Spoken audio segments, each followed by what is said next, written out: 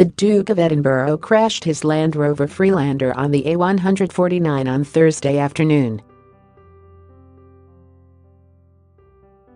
Despite reports claimed the 97-year-old royal was left shocked and shaken by the accident, he was seen driving without his seatbelt, fastened just 48 hours after his vehicle flipped on one side.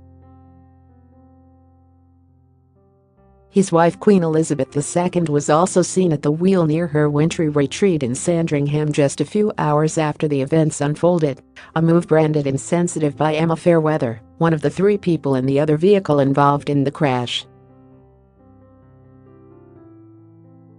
Queen dare not tell Prince Philip to stop driving. Prince Philip crashed. Duke should retake his driving test, says victim, and Ms Fairweather added she has yet to hear apologies from the Duke, despite suffering arm injuries in the crash.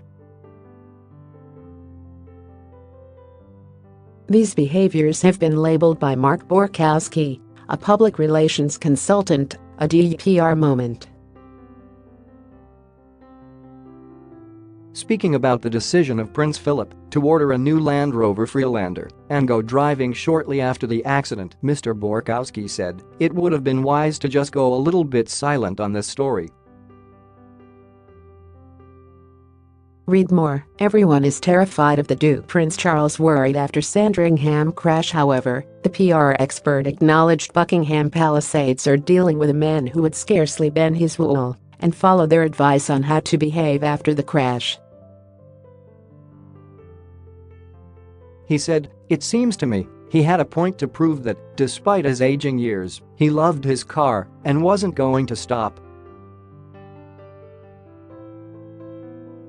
It was a real statement from him. Business as usual. We all have clients who want to do things in a way they want to do. Read more. Rejected and ignored Prince Philip crash victim still awaits apology from Duke. Prince Philip crash. Queen sends crash victim her good wishes. Royal FEUD. Prince Philip's very difficult relationship with Charles. They might take some advice from a PR person. It doesn't necessarily mean they get the advice. We call that situation doing all the wrong things really well. I think he would test the hard professional PR person who has perhaps a more modern view. Prince Philip comes from a time when the press office was shut at 5 p.m. on a Friday night and was really tested when that new generation like Diana and Fergie came in and really threw things up in the air. However, Mr. Borkowski highlighted the seriousness of the situation and how it could backfire if badly handled. He continued, "Somebody's got to get on top of this story now and say, guys, we've got to stop this because this is getting out of control." The public relations consultant also said Buckingham Palace is lucky the spotlight is currently on Brexit and the British Parliament. He explained, if there wasn't the feverish Brexit rhetoric going on at the moment, it could be a lot bigger. The car crash left the Duke uninjured, but sent to hospital with light injuries. Two of the three passengers of the Kia involved in the accident. Ms Fairweather, whose wrist was broken, said the Queen had sent good wishes through her trusted lady-in-waiting, Mary Morrison, but hasn't heard directly from the Duke.